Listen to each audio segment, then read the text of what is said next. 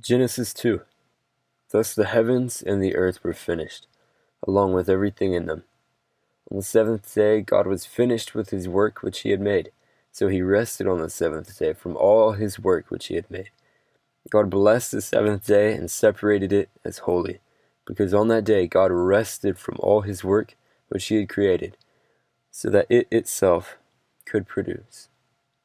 Here is the history of the heavens and the earth when they were created.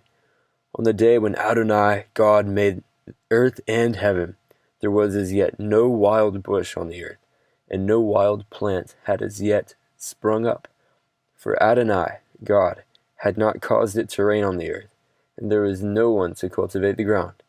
Rather a mist went up from the heaven, which watered the entire surface of the ground. Then Adonai, God, formed a person from the dust of the ground, and breathed into his nostrils the breath of life, so that he became a living being.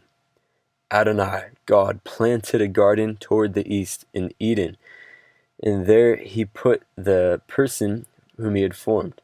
Out of the ground, Adonai, God, caused to grow every tree pleasing in appearance and good for food, including the tree of life in the middle of the garden, and the tree of the knowledge of good and evil. A river went out of Eden to water the garden, and from there it divided into 4 streams. The name of the first is Pishon. It winds throughout the land of Havilah, where there is gold. The gold of that land is good. Aromatic resin and onyx stone are also found there. The name of the second river is Gishon.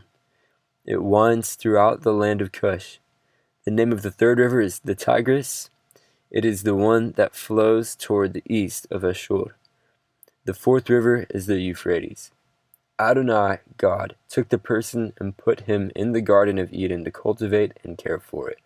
Adonai, God, gave the person this order: you may freely eat from every tree in the garden, except the tree of the knowledge of good and evil. You are not to eat from it, because on the day that you eat from it, it will become certain that you will die. Adonai, God, said, it isn't good that the person should be alone. I will make for him a companion suitable for helping him. So from the ground Adonai God formed every wild animal and every bird that flies in the air, and he brought them to the person to see what he would call them. Whatever the person would call each living creature, that was to be its name. So the person gave names to all the livestock, to the birds in the air, and to every wild animal. But for Adam there was not found a companion suitable for helping him. Then God caused a deep sleep to fall upon the person, and while he was sleeping, he took one of his ribs and closed up the place from which he took it with flesh. The rib which Adonai God had taken from the person, he made a woman person, and he brought her to the man person. The man person said, "At last, this is bone from my bones and flesh from my flesh. She is to be called woman, because she was taken out of man.